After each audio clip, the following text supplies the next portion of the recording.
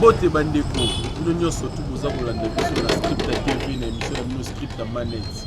Bote lobela makambo etali littérature. Les loto memi bino na Kasavubu, na siège ya ba édition Miezi, esika oyo ba lobela la littérature. Sport sur na pona batu ba éviter, sport est venu oyo. Ezo contenir na même avenue marché ya munene oyo ezalaka na kati ya ville ya Kinshasa, marché Gambela. Na même avenue pe lisusu tozali na maison communale place Bougumesa travaillera oyo babengi maison communale ya Kasavubu. Na même avenue toza na seule paroisse catholique oyo ezalaka na avenue paroisse Christ de Roi. Na même avenue lieu de la culture et Robima oyo tobengi bongo les éditions Miezi.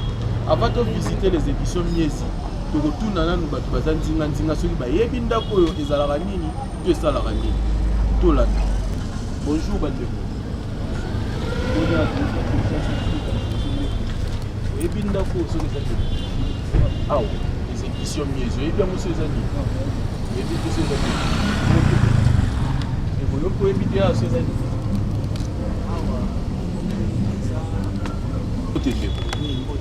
Tout le monde a oui, bien d'accord, les éditions Miezi sur les années.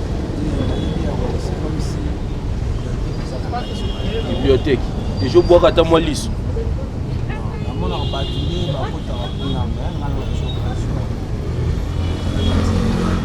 On a nino bangara Tony.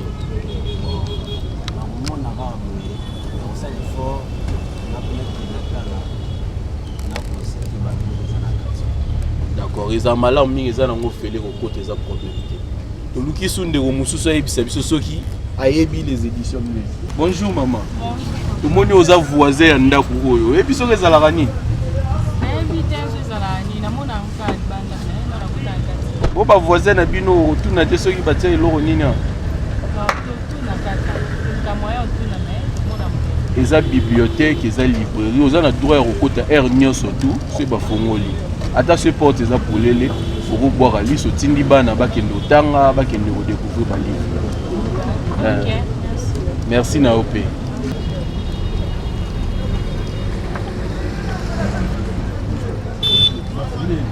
Obima. Ah, tu es dans le salon, ils sont juste en face. Il y a les éditions Miezi. Bonjour. Monio, juste en face, il y a les éditions Miezi. Vous avez vu les amis? Et puis, pour toi, il y a une inauguration première jour dans le côté total. Il y a la bibliothèque, le livre et tout ça. On a un bêta tour. Bon, non, dans cette formalité d'avance, on a gratuit, donc on a bêta surtout. D'accord. Émission sur Otaliango, oui, puis c'est aussi gratuit, ça vous fout à combien? Tout ça pour mais il y a un mot pour Robert, moi tout pour se renseigner. Oui, oui, normalement pour un quota, nous sommes intéressés à rappeler, surtout sur le temps, nous sommes bien. Nous sommes quota, on a tout ça, moi, par rapport à la lecture et tout. Merci beaucoup.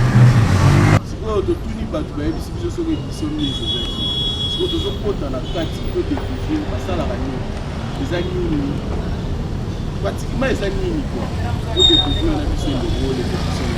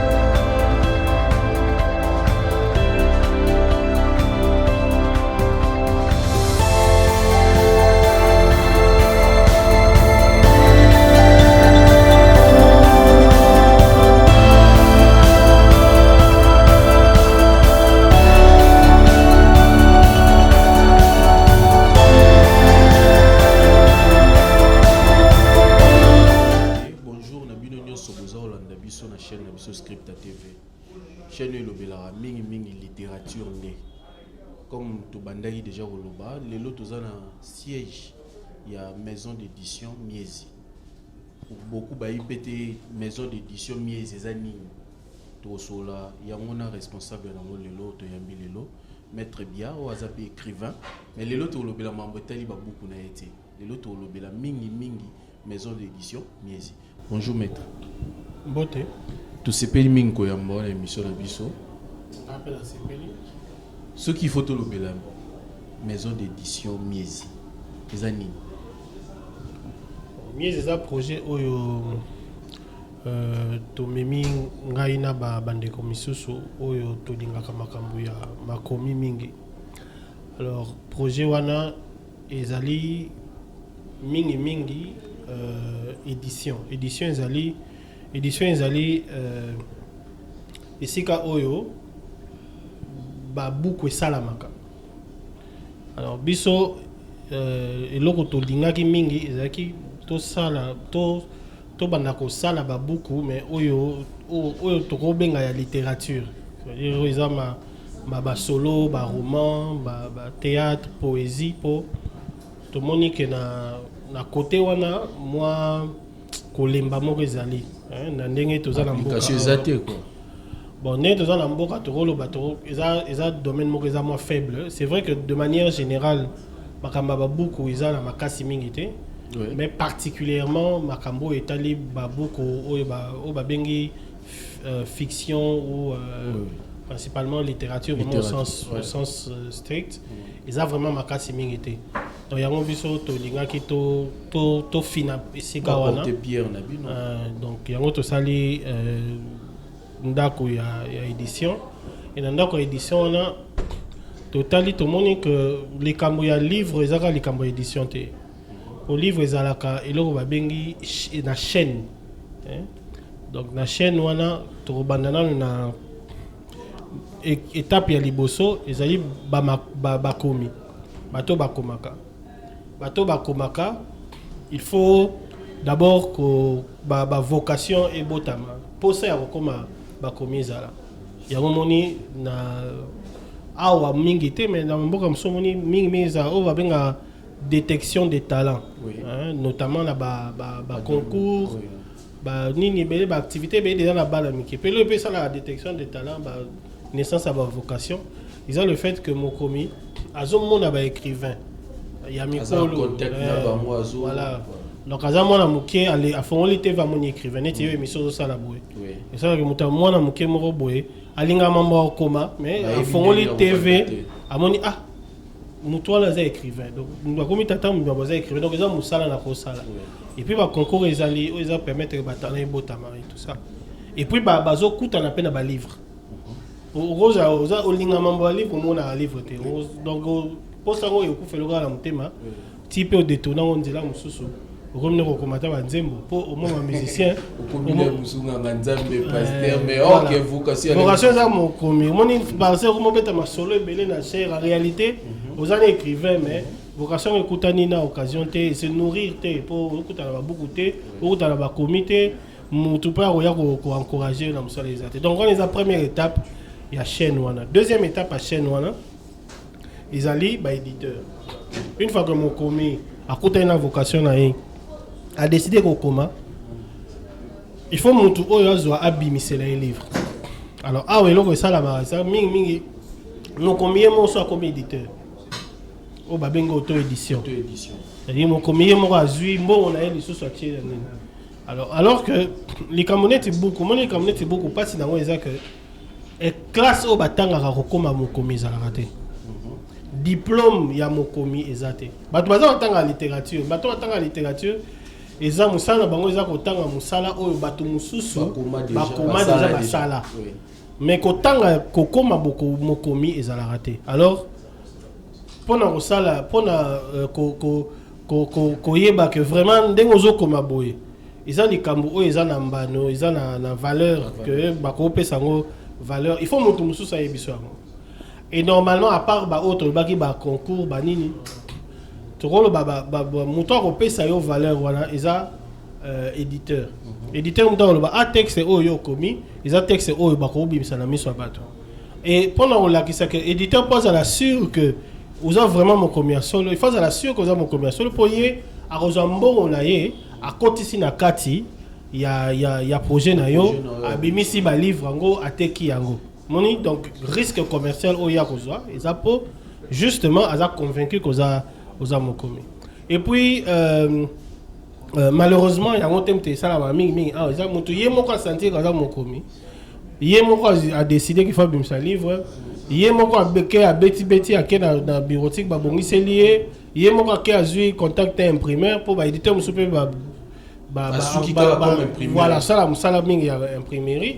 Yé mon quoi bimisi donc moi filtre wana c'est vrai hein ma solo beta ma mingi moi sur la commande les solo il y a Harry Potter hein baboya mingi ça c'est vrai on les a net raté à système mais normalement éditeur que musa ni za ko décourager mutu musa en tout cas yo musa ni za ko commenter là soso ndingo lingi mambo koma za ta journaliste ça la boye mais on a vraiment na unité donc musa la wana est important éditeur à salaro malheureusement ils ont salama ils ont salama mingi te yango tongaki to combler place wana parce que pourtant pour moto azumbo on a yemoko donc yemoko za juge ya le connaît donc ça moi passé pour vraiment ko sala que qualité pe matapo éditeur sala musala mususu à comment la cause na talent mais mutunyo ça a toujours besoin il y a moi vie il y a quoi améliorer et si quand on a les solo beti oyo nengo beti au moins na page 10 yo le bail que mutango abotama na kisantu. Mais au commis quand on a côté page 80 aux autres baquets azo se vanter que anga na uta poto ce qu'on n'est nous expliquer le quoi mon ils ont obligé au améliorer cohérence ba faute ya français ba faute ya kokoma ya français to ya linga la pour to ya kikongo pour ça dépend il y a des gens aux comme là ils ont permettre au s'améliorer. Alors après une fois que l'éditeur a bimisi beaucoup na yo étape mususu sur la chaîne il y a livre ezali on va bengi excusez-moi maître na 14 wana to komi ko lobela ba étape ya maison d'édition mais ngana lingi to suka nanu kaka nanu na ebandeli na miezi ezala ba activité ni ezala awa justement et là on a le besoin pour comment la activité à miezi ah OK étape mususu après édition ezali distribution OK il faut livre wana et comment et sika bato oyo bazotanga bazali voilà d'étape eza distribution na ba libraire bato bateka ba beaucoup normalement bisika mususu eza vraiment ya kokabwana eza na bato musala bango eza ko sala distribution ba livre ko librairie kaka te librairie te ye ko panzaka ka ba livre ko mais pas ba libraire et puis ba libraire pe bazali biso siko so totali bien na mboka na biso secteur wana nyonso pe susu libusu c'est quoi autant tout ça les maison d'édition te le il faut pas qu'on permettre que moi to combler moi place wana moi même c'est dans ça la moi par ma douce voilà il y a moi ndenga maison d'édition pour moni librairie zali mais net ça vraiment musala la bisoté to s'associer dans les ko susu ko azape membre ya miezi mais oh yé musala ni vraiment za librairie oh ndeko Christian Gombo azali na société Laèche il y a des livres il y a un côté librairie alors c'est quoi mon à partir de la librairie étape il y a souka c'est quoi ils allaient que il faut livre oyo était comme et sombama et tanga surtout ce qui fait que il faut na lisanga ya batangi o batanga pour biso so tali bien bato ba kipa ba livre ça ba komi ba exactement yango le autorité longola ngona moi justement donc bato batanga ngoza azali na posa ko koma mo comité mais c'est pas la kotanga batanga il faut bazala c'est que tout le monde que sur de ça une maison d'édition et que ba livre ngo les autres tekama les autres tanga ça sert à rien donc il faut que qu'on travaille le non plus sur ASBL but objectif de monsieur ça gagner un bon modèle objectif de monsieur ça vraiment que ça la promotion de la littérature. Il faut pas qu'on agisse au niveau il y a lectorat qu'on former lectorat qu'on former lectorat il y a un moni en plus mais ils appellent la bibliothèque.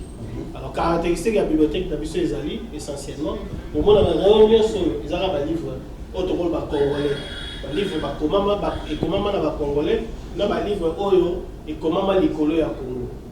Donc il y a principalement mais un livre sur les alliés, par exemple c'est ça à Pembeni et tout ça Afrique et tout. Mais vraiment tout ça la volonté on est à Koncha un livre congolais en avant. Donc d'une manière générale, il y a que Miezi et Zali, édition, librairie, bibliothèque, mais ça peut être un lieu de culture pour ma littérature est isolée. Littérature est un ensemble, est une discipline artistique, mais ça va être la discipline artistique au sous. Donc il faut pas pont les donc il y a un lieu de culture, moi espace pour les aller, moi activité culturelle les aller, ma littérature mais nous sous peut peintre ya quand on peut faire activité nini concert islam c'est salamawa donc tout ça vraiment ouvert dans l'activité nyonso au Italie culture donc on a contribuer à créer un écosystème dans la culture. C'est bien. Mais c'est quoi déjà pour produire combien de livres maison d'édition Miezi ya oui, dans le salaire il y a édition. Pour le moment, on produit livre Moko, on va essayer de mettre ça dans le marché. Ils ont revue littéraire Lelo. Ils ont revue et Salami nettement A4, 294 pages si je ne me trompe pas. Et ils ont la contribution, il y a des auteurs ébélés. Ils ont revue, non, pas des articles, des nouvelles, des solos, des nouvelles, poésie, théâtre. Recension ezali makomi oyo mutu azali kosala compte rendu ya livre moko oyo atanga donc nyonso wana eza na lelo yango nde ya liboso oyo ebimi misusu eza en chantier ils ont se préparé pour objectif ezali dans un premier temps tobimisaka 4 à 5 ouvrages par année pour tobaneka dans janvier ya mbula oyo donc même pas une année encore. Même pas une année Dernier né à éditeur alors. Donc on a évité tant oui, jusque-là en tout cas, on a recherche de Salim maison d'édition souterraine. Donc l'année prochaine, 3-4 ouvrages de Kobima. Et puis donc si comme à un niveau que tu as 10, 15 par année. C'est quoi pour Bundima, œuvre à Mouton commis? Il faut aller à la démarche. Ils ont soumettre œuvre là. Tout ça dans le site internet, soit que dans le site internet, sur les éditions miezi.com. À côté ici, à un moment, on a place sur les actes à routine dans livre. Tout comme à routine, on a même les éditions contact les éditions miezi.org, tout.com, nous sommes balika. Donc, ce qui est compliqué, à s'adresser à siège awa ba ko expliquer ndenge ya kosala et tout ça. Maison Miezi ils ont composé na banani ba tango bandaki likanisi wana ya créer ya banani bazalaki wana pe écrit yambaki ndenge ni soutien utaki wapi eza propre fond na yo moko to likanisi. Et maison édition Miezi ya mutu ba boteza ba bato ba sangala ki fona tout au plus combien? Au salon je prends tozaki 12 si je ne me trompe pas. Tozaki 12 nde tosali eloko wana toza oyo nyonso basali yango baza bakomi oyo balingi makambo ya makomi tosangani tosali 12 personnes mais sikoyo oyo na kati soki moto aza na mposa aya kotanga na kati ya bibliothèque akosala ndeni quelles sont les conditions moko ezaka kozala oya kaka abonnement eza libre l'accès est libre donc oui autant qu'il y a heure d'ouverture oui autant au fêlé ah mais vous gagnez ni na contrepartie parce que ça il bien des éléments va venir association sans but lucratif donc objectif est d'aller ko gagner bon côté objectif est d'aller ko participer na promotion de la littérature quoi que batuba batanga na livre et tout ça c'est clair que le livre to salaka wana nde to tekaka ngo mais tout ça vraiment combat na biso ezali pe les livres ezala moins cher pour awa facilement moi mutabimisi livre a tesa $100 faut il a été pour ce qu'il faut éditer awa la condition ya bien livre ezala kitoko po livre eza mwana ko eza mwana esenga mo eza kitoko tant to simba ngo azosepela bapage banini tout ça mwa banini et tout so le ça livre bien aomonaka à $100 $50 mais ngana yo toyebi ke lelo vraiment po atolinga mamba ya kotanga mingi poza vraiment kamar osomba livre ya mwa pasi ebomi programme ebele so lobi ono poza vraiment nani joana nani jo à $100 wana ozwa otia ye kaka Franklin otia na mabuku ya pasi donc yango vraiment comment le ces livres à la moins cher yango ba neti o lelo ebimi na genre tant la précision là 294 pages A4 et tout et là pour la livre ya bon awa na marché awa on a facilement $100, $120, $80. Salaire à la professeur. Mais il a trop. Mais je n'ai pas $20. Quand le roman a besoin de les romans docteurs, il y a un roman normal, 200 pages, 300 pages. L'objectif est il est à $15. Il y a 10, 12, $15 par montant. Et puis, ils ont mais au moins, nous tous sommes assez payés. À cause des conducteurs, à moi encore, à l'omoli moi 10 à son livre. Et puis après, on consomme pâté, allez, attendez kaka. Bon, so aza na posa zo livre qui dans pour le moment, notre bandit est pour ça là. Maintenant, notre bandit il faut donc qu'on dise nos enregistrement système il y a dans maîtrise il y a stock na biso. Et ça, le moment ils ça malembe. Il faut dire que biso temps de fond to va ozater mon droit assis c'est auto c'est la bibliothéconomie to tchai awa na mini poto ozana moya au foot donc biso nyonso tozo yekola na musala ya ki éditeur na musala ya ki bibliothécaire na musala ya ki libraire na musala ya gestionnaire ya ba lieu de culture donc nyonso na tozo yekola ngo kaka na kosala déjà na kosala ndenge ezali malembe donc gestion ya nini ngamo naza ancien lecteur ya kala na yebi na bomwana nazalaki déjà na ba abonnement ya ba Al de la Gombe ya ba Wallonie ya na Gérard notre bibliothèque na biso ya paroisse na Saint-Augustin na ba 97 wana ensuite donc yebi à peu près passé il y a qu'on gérer bibliothèque où on a défini quoi qu'elle a on passe il faut vraiment suivre ça la makasi donc on est toujours collé ça balé au ça balé tout côté na système OK bande obozo comprendre les maisons d'édition les éditions Miesi c'est comme ça éditeur de passion pourquoi éditeur de passion oui éditeur de passion et là dans l'image on est sur pour azo ça le logo na bolimo quoi. Oui, tout ça, moi je demande, les éditeurs avec patienté. Ils ont vraiment que Bisso, co-édité, ils allaient copimisa beaucoup. Donc, Bisso, to bimisa beaucoup na Bisso, ils ont passion. En fait. Donc, Bilo, toujours bimisa, ils ont passion. Toujours fabriquer passion, ils allaient, il y a ma casse. Il y a ma casse, pour les locaux, ils ont ça là, que bateau, grosso, basali. Passionné à littérature. Passionné. Ils ont le foot à la banque, pour un livre bima. Tout ça là, on est le bima. Tant que c'est au sein de 4 5 numéros pendant la préparation. Bon, ça les veiller pour ça la correction, pour discuter. C'est ça pour donc ça là ici quand même.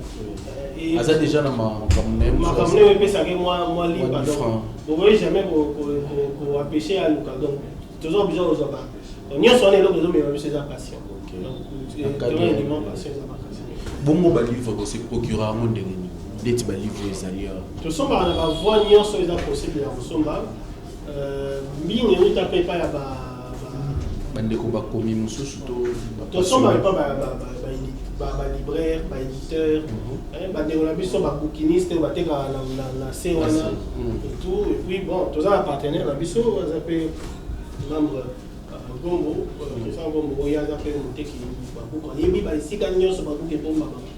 Donc il y a comme la loba qui Tous les livres belé, il y a des outils belé, mais principalement, objectif principal, c'est ça que vous avez livre à Congolais. Tous les gens qui ont comme un livre, ils ont été dans la mise. Donc vraiment, attends, un livre, quand la monsieur est pour la circulation, c'est la mise au monde. Particularité à moi. Ouais, particularité à moi. Ok. Et bon, à part le livre de littérature, le livre de catégorie ni le sous au monde. Bon, alors tout ça, on a fait des choix pour toujours de choisir, c'est éliminer. Tu as vu que un livre vraiment scientifique, académique, ils n'appellent pas si, mais sauf qu'il y a dans la bibliothèque, il y a l'université, ils sont moins disponibles quand même. Oui. Il y a livre la science, ouais. Livre économie, livre, ils sont moins disponibles parce que ils ont l'obligation d'étudier donc ils temps quand même. Oui. Donc faiblesse, c'est qu'il y a des côtés, il y a des livres littéraires au état de Makambo. Il y a la littérature au sens strict, et puis peut-être on trouve dans la science humaine ou sous ils sont liés à la littérature, philosophie, art, essai sur l'art, c'est ce genre de choses. Histoire, de privilégier mingi ou un débat livre. Édition Miezi, tu as dit que ils ont Avenue Sport. Dans Avenue Sport, tu as marché Gambela, tu as maison communale, il y a même commune Kasavubu, tu as une paroisse car mort dans la commune au Kasavubu. Je suis allé par hasard, tu n'es. Bon, je pense que ma communion c'est tout ça là selon les moutons à croyaka, comme ça le destin, mais bisous tu croyaka na kenza mazali, je pense que nous avons tout. Orienté. À Tinda Ramakambo les cas nenge bisous le baolo kandaku pour la maison d'édition. Baolo kango ezala la haute bénicité. En tout cas, tu dis que ça la ville on a la République à Gombe. Oui. Tu as la République à Gombe. Donc, critères principaux les acquis en Rwanda. Mais les biso moko tozali engagé dans la misala parce que c'est la République à Gombe. Donc, il fallait la cité, mais le transport encore. Comme il a venant de nous, donc moi centre moko ya Kinshasa, on mimi to ba luka ba côté ya ba Kasavubu, ba Lingwala, ba Kalamu et tout ça. Bon, zama mimi soto ya oza sika o bisala mi pe que ni on le bisa venu moko eza référentiel et puis ils ont la croisement à niveau la croisement na Sayo. Oui.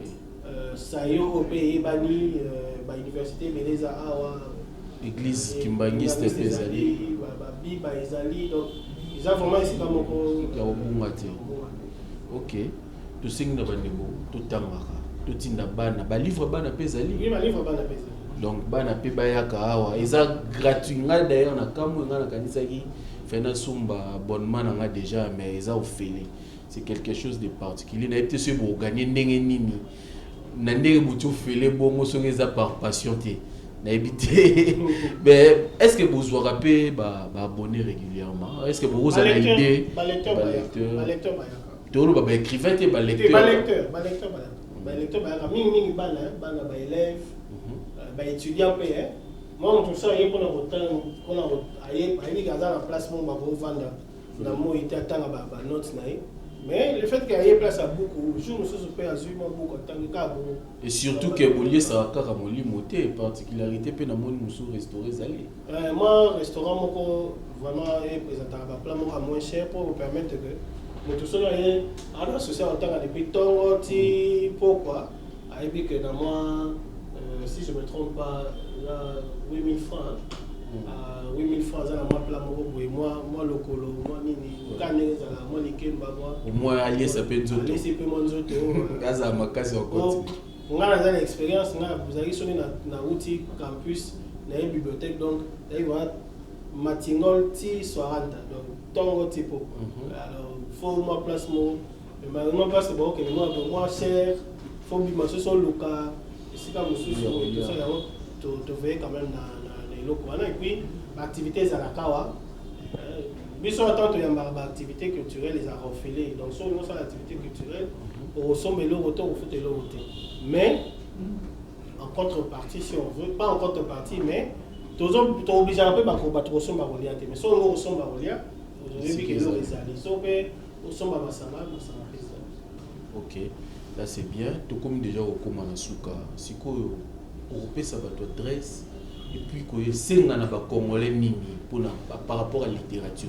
Parce que au monde en d'ailleurs une émission, tout me dit que tout n'a pas tout dinga, mais sous ce bayebi que ça bibliothèque et librairie, mais courage y avoir au quota, bazobango. Mususu pas le baye, ça loge, mususu pe bayebité. Message particulier au pesa biso ba quinoa particulier. Par rapport à la maison d'édition. Voilà, donc mes messages les alliés que dans l'année toujours kende na bitumba oyo toujours bunda po mboka nyonso ezaka na concurrence na mboka mosusu. So bitumba ya bamboka entre bango ezaka bitumba ya boyebi, ya science, ya koyeba et se transmettre na babu. C'est vrai, Internet est comment, mais beaucoup de gens ont sous. Oui, que le sujet boye, par traitement en profondeur dans beaucoup de toi-même, ils appellent qu'on se cultiver, qu'on y pas macambo. Ils ont très important. Donc, ceux qui te lingui vraiment que moi, je sais et tout. Développement, il y a conséquences, il y a culture, il y a donc il faut travailler mingi. Voilà, il faut tout tanga. Nenge de Colombie, il y a Sénégal, il y a bani mingi na bateau batanga. Moi mingi, bengi chèque entendu par le baka. Armez-vous de science jusqu'aux dents. Donc beaucoup donc faut que ça vraiment koyeba makasi. Surtout quand si koyeba makasi, surtout sur les jeunes na biso, ba koti si koyeba makasi, on te osala que tous à vraiment en mesure. Il y a qu'on lutter dans le domaine nyonso. C'est très important. Donc, nous avons encouragé les jeunes puis à titre individuel, pour l'épanouissement de mon tout. Koye bayara ndenge mususu. Moni. Et ça moi le lendo. Moi le lendo batu baza pe babala po ozo so la bolisolo en fait exact pour oyebite. Oyebi donc ça aussi les solo il y a santé boninzo to ko motala na solo. Donc mon ananga bon moto yo mo oyeba pe mo donc c'est très important pour y présent. Quand il y a les librairies, les bibliothèques, les forum, les librairies, au passage à beaucoup, Monique et Adam ont commis, à quoi comme mécanisme. Ce qui met tout ça la réforme, ce qui te boit beaucoup, notre émission pour aller te boyer et permettre de s'améliorer. Quand on a pour décourager, bah tout est fait, s'améliorer. Déjà peu pour boyer beaucoup de ressources. Oui, bien sûr. Tout le monde demande dans votre boyer. Bon, si vous équipe na yo, ba travailler na yo. Composé dans banane et puis précision et adresse surtout adresse c'est Ali donc avenue 103 avenue Sport ils ont vraiment dans coin il y a Sayo Sayo place à Bungate station Morezara pe bakoma Sport Sayo donc ils ont kawana donc bakomi na munene pancarte moko ya munene ya on a zoka ba mutalo bake ayebi teke bibliothèque za pour pancarte ya munene il est dans net ya église pour to baki awa mingi église comme ça la publicité donc plus ou moins tout ça pancarte né ba église ba sala ya munene et ba combien édition miezi ba église libaya oui faut ça c'est la paiement d'ambo ba église libaya pour église ya ngomoko ezapé science maman nzambe ezapé science donc eza koyeba donc il faut obakisa koyeba mingi pona ozala na esprit ouvert na discernement donc voilà toza awa donc croisement sayoni na lobby donc na bateau bazosala basala na biso awa ba o bazali awa sikoyo na obenga papa Joji Belau yaza ngalaza directeur ya maison d'édition naza directeur ya maison d'édition comme on a ngai tata longi beatitude voilà comme on a la salle la raneti mokomi tata longi beatitude mais na le balbara oui dans l'état civil nazali biabo tusiwa donc voilà donc na obenga papa Joji Belau yazali secrétaire général na biso alors yem tazali mais toza bande comme ça donc bande comme ça to salina bango to salina bango miezi bazape ba congolais neti biso mais bango bazali banda mais toza na papa Joji Belau tozali na papa Isamaleki Rodrigue tozali na maman Blandine Fwakwingi tozali na papa Christian Gombo na tangaki tozali na papa Jocelyne Danga ye azala na mboka France tozali na papa Merdi Mukore ye paza na France toza na ndeko Krebix Mozalisi o azali mokomi pe toza pe na papa Hervé Ngoma le poète papa Yann Keme tozali pe na papa Cédric Isengoma oyo azali plutôt artiste asala modéliste graphiste makambo wana toza pe na ndeko Fred Kabea oyo azali musicien directeur artistique et tout ça donc bango nde biso nde mutu tobanda eloko yango mais nene tobanda toza pe na ndeko Chikaya de la Morandière ye pa rejoigner biso ye pe na ngonga oyo tozolo bazali na mboka mopaya akendaki kama mabuku akoma buku moko boye esala ezwaki prix yango babengisi akende na mboka France aza na séjour kuna roya na mikolo koya alors mais awa sur place toza na bato baza permanent toza na mambo etali bibliothèque en tout cas ba permanent ezali papa oyo babengi Wilgard Owanji oyo babengaka Lumumba ye moko amipesa kombo Lumumba mais c'est à l'équipe 33 ans akufi nanu te mais aya bamona tout le monde na Jodi musala no ezala nini précisément bonjour nga musala ngezali ko superviser administration ya Miezi ezali ndenge boyoki directeur à lobby maison d'édition bibliothèque librairie et lieu de culture donc boulot na musala nga ezali boulot na musala nga ezali ko chapeauter administration donc etali ba papier mikanda kolandela ke makambo ezoleka ko superviser chaque département bibliothèque lieu de culture voilà on a sala awa en plus d'être éditeur. Bonjour musala penza ezala nini awa musala nanga eza ko s'occuper na bibliothèque en même temps librairie nga munazaka mingi na ba lecteur donc ça non un beau critiqueur aussi on a évité on a d'accord merci beaucoup to monio to bengi ndeko mususu bonjour ndeko useni bino batemo ebisenga boleka la TVT m'exception zali musala les nini précisément ya yo eza côté ka mingi beaucoup là ko ma balité bo défi ça rappelle ba livre té ka ko té kaka Toté kaka na ko ma balité pour batanga gratuit na bibliothèque. D'accord, merci Ming. Bref, Lilo Basuki Rosani ni pour l'émission Lelo et puis bon Lilo Basuki on est dans lobby koyeba ezaka te koya a. Et c'est quand nyonso Rosana accès à beaucoup tanga. Tanga mingi pour ceux qui ont tanga mingi mayele zokola. Mayele ya mboka eza mayele ya moko ya bana mboka. Donc mboka na biso pe comme mayele il faut biso moko to comme soki biso moko toza bata mayele mingi te toninga bombe toninga boye aussi mapete mboka pe oza mayele te mboka ekoka koconcurrencer bamboka mosusu te.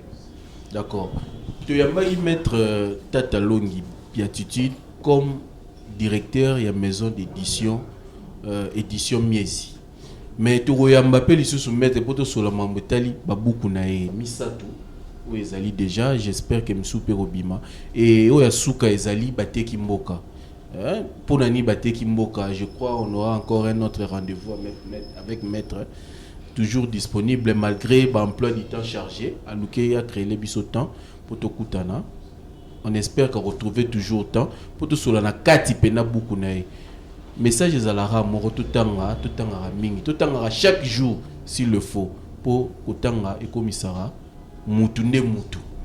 Merci Nabino Babeboza Otala Biso et à la prochaine émission.